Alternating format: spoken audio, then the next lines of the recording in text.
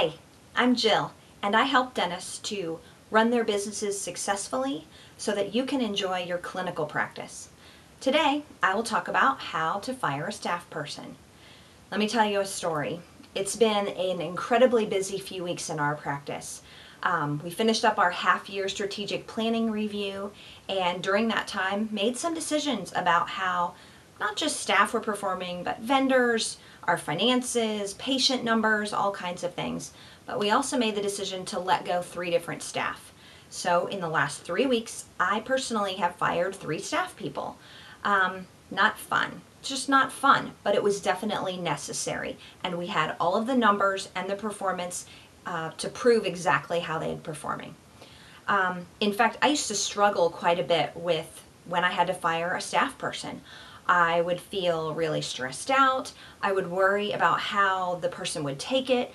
I would wonder exactly how I would say in the meeting and how that would go. It just wasn't any fun, and I would put it off knowing that it needed to be done. Well, then I decided enough is enough, and I really started to use the training structure that we had in place in our office. The way that structure works is when you're hired, we start out and we say, you have 90 days to finish level 1. In level 1, you have a variety of training tasks, and we will meet with you and document in your employee file how you are progressing.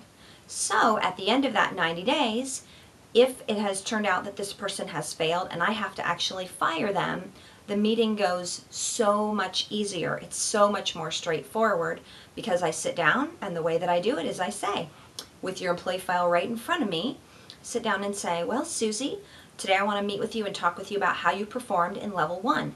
You were hired on May 1st, and you know you had 90 days to complete all of your training in level 1. I'm looking here, I can see that you did really well at the beginning. You had a couple good meetings and you got several tasks signed off. In fact, I've heard lots of good things. The staff really like you and you've done a really nice job. Unfortunately, you did not finish the level 1 training, and your 90 days finished at the end of July. So I'm going to go ahead and give you your 2 weeks notice. It's so much more straightforward because they have known throughout their 90 days, throughout training meetings where again we reflect, here's your 90 days goal. They know what's coming. I know exactly why I'm letting this person go. It's not some general attitude, it's not general poor performance, it's a measured system, and it's clearly communicated, which makes it easier on them and it makes it easier on me. In fact, in this high unemployment time, which may very well continue for some continued period of time, there are some great people out there. In fact, just last week, no, it was this week, I had the opportunity to interview a hygienist who is working part-time as a hygienist, and in the same practice, she's also been working part-time as a secretary. What fun to get to hire someone who is that motivated to be creative, find opportunities in the practice, and be flexible. These people are out there, and we deserve to hire them when we have staff that just aren't meeting the goals.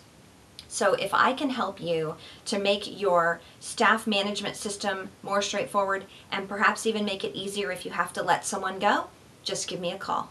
Thanks.